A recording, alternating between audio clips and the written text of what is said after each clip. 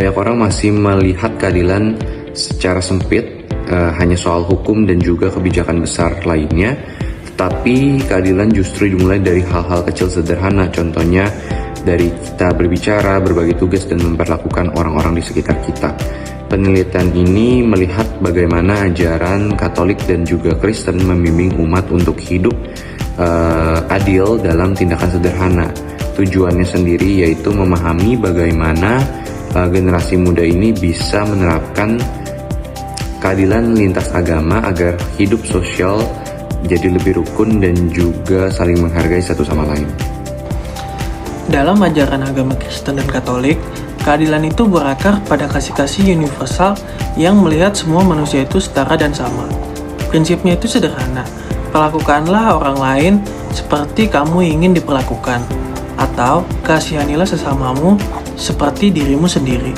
Umat juga percaya pada keadilan ilahi, bahwa Tuhan itu maha adil dan menjadi teladan bagi manusia. Dan menariknya juga, nilai ini bersifat universal bagi semua agama yang ingin mengajarkan kebaikan, kasih, dan bahwa setiap perbuatannya itu memiliki konsekuensinya. Penelitian ini menggunakan pendekatan kualitatif di mana kami mewawancara 10 narasumber dari umat agama Kristen dan Katolik yang kami pilih berdasarkan purpose, yaitu mereka yang memahami ajaran agama dan penerapannya dalam kehidupan sehari-hari. Wawancara ini dilakukan dari Oktober sampai November di area publik, gereja, dan ruang diskusi ke kampus.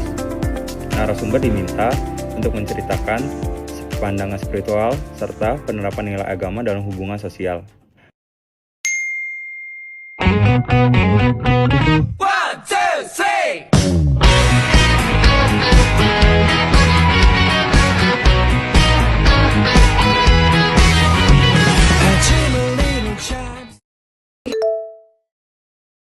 Kita tuh dibilangin ya langsung kayak Tuhan tuh maha adil.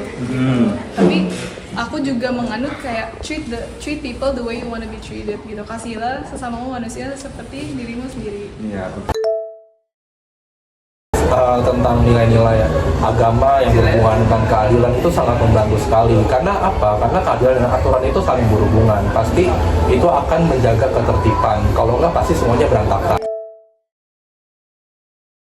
Kayaknya walaupun agamanya beda, tapi prinsip keadilan menurut aku sama sih di semua agama. Soalnya kayak pasti semua agama juga mengajarkan untuk kita bisa saling mengasihi orang lain kan. Terus kayak aku yakin juga nggak ada agama yang kayak mengkotak-kotakan sebenarnya. Jadi kayak ya sebenarnya balik lagi tergantung pribadi masing-masing. Tapi menurut aku setiap masyarakat tuh kan individual yang berbeda-beda ya. Terus semua orang punya ego masing-masing, semua orang punya kepentingan masing-masing, dan perlu ada kesadaran dimana kita nggak bisa cuma sekedar ngomong doang kita harus berperilaku adil, tapi kita memang harus benar-benar menghidupinya. Kita harus jadi contoh juga supaya orang-orang ketika lihat kehidupan kita, mereka juga bisa belajar gitu, oh ini orang beda nih, dia benar-benar hidupnya tuh ya berperilaku baik dan adil. Dari hasil wawancara kami menemukan bahwa keadilan bagi banyak orang berakar pada kasih universal dan prinsip perlakukan orang lain seperti dirimu sendiri. Semua agama dianggap mengajarkan kebaikan, kasih, dan konsekuensi atas setiap perbuatan.